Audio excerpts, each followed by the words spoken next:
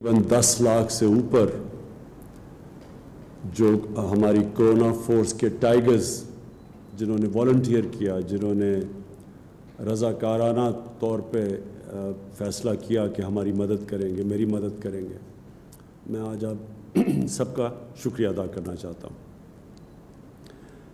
یہ جو force tiger force یعنی جو والنٹیئر فورس کیوں میں نے فیصلہ کیا کہ ہمیں اس کی ضرورت ہے، اس لیے کہ جو پاکستان کے سامنے چیلنج ہے، بڑا چیلنج ہے۔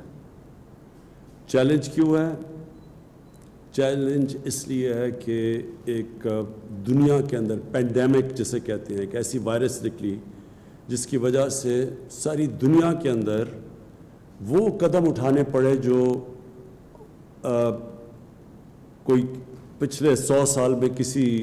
ملک کو نہیں اٹھانے پڑے، مطلب کہ لاک ڈاؤن کرنا پڑا۔ یہ جو وائرس کے پھیلنے سے اس کو روکنے کے لیے جو لاک ڈاؤن کیا، سب سے بڑے مسئلے ہمارے ملک میں اس لاک ڈاؤن کی وجہ سے، اور اس لاک ڈاؤن کی وجہ سے جو اثرات عام آدمی کے اوپر گئے، غریب لوگوں کے اوپر گئے، تنخواہ دار پہ گئے، جو دہاڑی دار تھا، جو چھوٹے لوگ تھے، جو چھابڑی والے تھے، یہ سارا ایک بہت بڑا طبقہ متاثر ہو گیا۔ متاثر تو سفید پوش بھی ہوئے ہیں، لیکن نیچے سارا ایک طبقہ اس لاک ڈاؤن کی وجہ سے متاثر ہے۔ ہمارا تو ایک ملک پہلے مشکل میں تھا، لیکن امیر ملکوں کے اندر بھی بہت بڑا مسئلہ آ چکا ہے، اور برطانیہ جیسے ملک میں ان کا جو پرائم منسٹر تھا اس نے اپیل کی والنٹیئر فورس کی، اور برطانیہ میں تقریباً 2.5 لاکھ لوگوں نے والنٹیئر کرنے کا اپنے آپ کو رجسٹر کروایا۔ تو مقصد اس والنٹیئر فورس کا یہ ہے کہ ایک مشکل وقت میں قوم کو ان لوگوں کی ضرورت ہے جو مدد کر سکتے ہیں، رضاکارانہ طور پہ ہماری ایڈمنسٹریشن کی مدد کر سکتے ہیں، کیونکہ ایڈمنسٹریشن کے پاس بھی اتنے وسائل نہیں، اتنے لوگ نہیں کہ وہ ایڈمنسٹریشن بھی کریں اور پھر کھانا بھی بانٹیں، اور پھر مسجدوں کے اوپر بھی دیکھیں کہ SOPs کے اوپر لوگ چل رہے ہیں، اور جو آگے آنے والا وقت ہے اس میں بھی ایڈمنسٹریشن اکیلی کچھ نہیں کر سکتی۔ تو اس لیے ہمیں یہ والنٹیئرز جو آپ سب نے والنٹیئر کیا، ایک ملک جہاد لڑ رہا ہے ایک مشکل وقت کے لیے، تو میں آپ سب کا پھر سے شکریہ ادا کرتا ہوں۔ میں ایک تھوڑی سی آپ کو بیک گراؤنڈ بتا دوں کہ جب شوکت خانم کینسر ہاسپٹل کے لیے میں پیسے اکٹھے کرنے نکلا تو بہت زیادہ پیسہ تھا، تو مجھے سمجھ نہیں آئی کہ میں اتنا زیادہ پیسہ کیسے اکٹھا کروں گا۔ تو تب کسی نے کہا کہ یہ اسکول کے بچے جو ہیں ان کو آپ اپنے ساتھ موبلائز کریں، کیونکہ میں ان دنوں میں کرکٹ کھیلتا تھا، اور جو اسکول کے بچے تھے وہ سب سے زیادہ مجھے فالو کرتے تھے کرکٹ کی وجہ سے۔ تو میں نے ایک عمران ٹائیگر فورس نکالی، اور یہ ہمارے اسکول کے بچے تھے جو کہ پھر ٹائیگرز بنے، جنہوں نے پیسے اکٹھے کیے، نہ ہی صرف انہوں نے پیسے اکٹھے کیے، لیکن جب وہ پبلک کے اندر گئے پیسے اکٹھے کرنے کے لیے، تو جو پبلسٹی ملی، اس پبلسٹی کی وجہ سے ہم آخر میں اتنا پیسہ اکٹھا کر سکے کہ پاکستان کا پہلا ایک اسپیشلائزڈ کینسر ہاسپٹل بنا سکے، اور وہ ہاسپٹل جو آج تک 75% کینسر کے مریض ان کو مفت علاج کر رہا ہے، اور یاد رکھیں سب سے مہنگا کینسر کا علاج ہے۔ تو میں صرف اس لیے کر سکا کہ میرے ساتھ اسکول کے بچے ایک والنٹیئر فورس بنے، اور وہ جو ٹائیگر فورس تھی اس لیے کامیاب ہوا۔ تو اس لیے میں نے سوچا کہ ایک ٹائیگر فورس آج اکٹھا کرتے ہیں،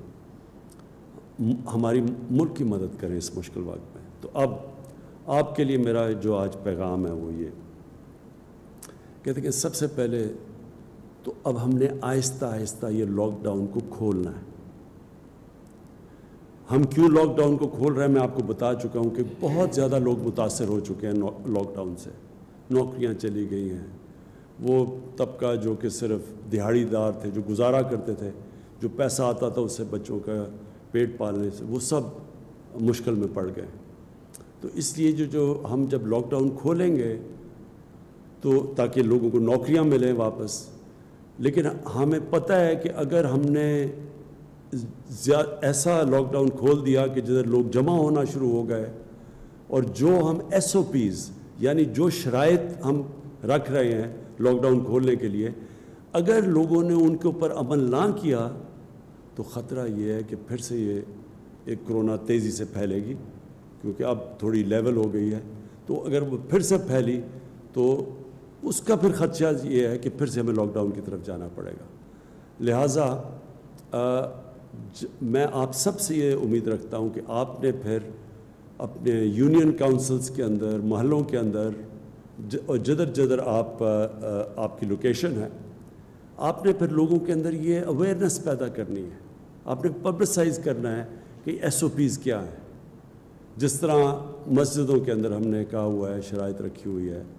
کہ اگر تراویح پڑھنے جانا ہے تو یا مسجدوں میں جانا ہے اپنے، تو وہ فاصلے رکھنے ہیں آپس میں، اور پھر کئی اور ہم نے شرائط رکھی ہوئی ہیں۔ تو یہ والنٹیئرز کا، یہ ٹائیگرز کا کام ہوگا کہ لوگوں کو آگاہ کریں کہ یہ اگر مسجد کھل رہی ہے تو آپ نے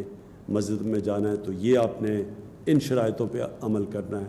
اگر دکانیں کھل رہی ہیں تو تب آپ نے کیا کرنا ہے، اگر فیکٹریاں کھل رہی ہیں تو آپ نے لوگوں کو آگاہ کرنا ہے اس چیز پہ۔ حالانکہ یہ جب ہم کھولیں گے فیکٹریز اور دکانیں اور سب چیزیں، تو اس میں ذمہ داری جو فیکٹری کا مینیجر ہے اس کی ذمہ داری ہوگی، جو دکان چلاتا ہے اس کی ذمہ داری ہوگی، لیکن عوام کے اندر ہمارے ٹائیگر فورس جا کے لوگوں کو آگاہ کرے گی۔ سب سے بڑی تو یہ ذمہ داری ہے، کیونکہ یہ سب سے بڑا ہمارے لیے چیلنج اب ہوگا کہ ایک طرف لوگوں کو کرونا سے بھی بچائیں، اور دوسری طرف ہم یہ بھی دیکھیں کہ لوگ بے روزگاری سے، بھوک سے نہ مریں، تو ان کے لیے روزگار بھی ہو اور پھر کرونا سے بھی بچائیں۔ اس بیلنس کے لیے آپ ٹائیگرز کی ضرورت پڑے گی کہ پبلک کے اندر یہ اویئرنیس کیمپین کریں، لوگوں کو آگاہ کریں کہ کن شرائط کے مطابق ہم لاک ڈاؤن کو کھول رہے ہیں۔ دوسری چیز جو میں پہلے کہہ چکا ہوں، مسجدیں،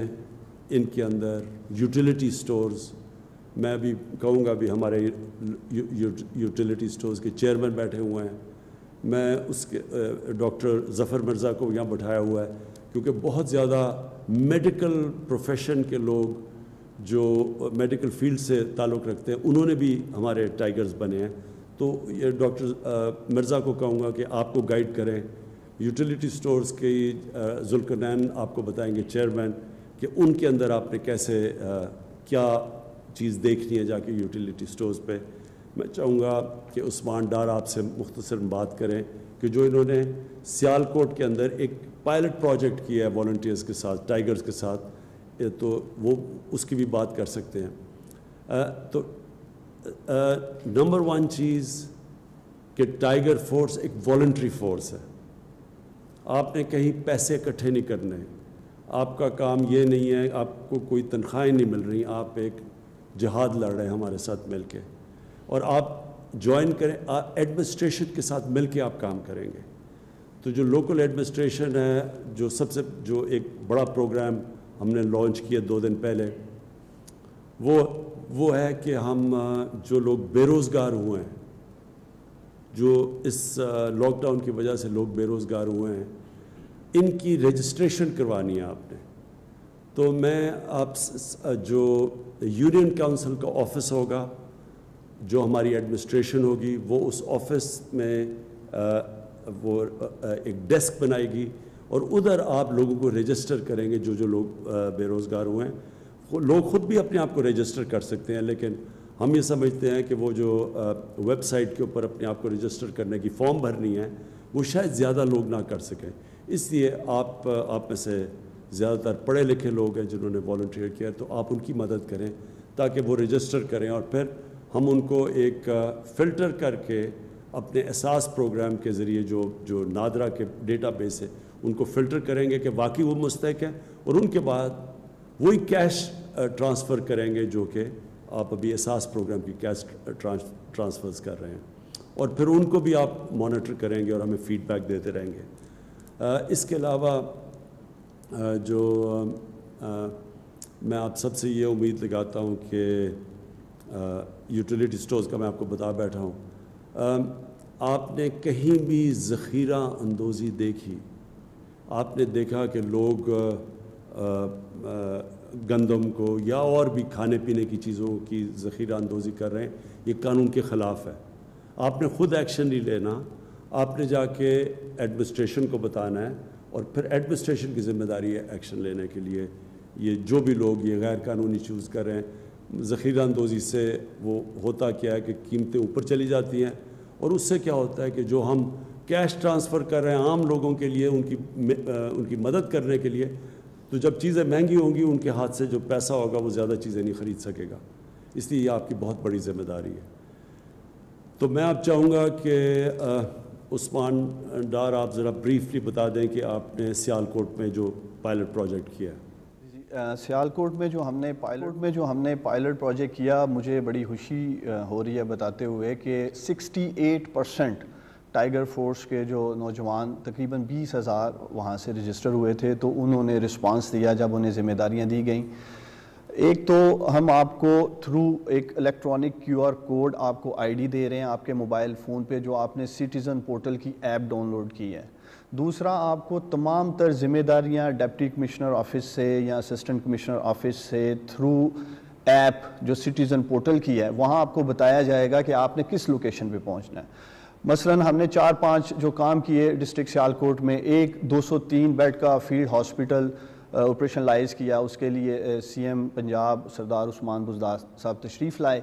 403 کے قریب جو ہیلتھ ورکر تھے سیالکوٹ سے جو رجسٹر ہوئے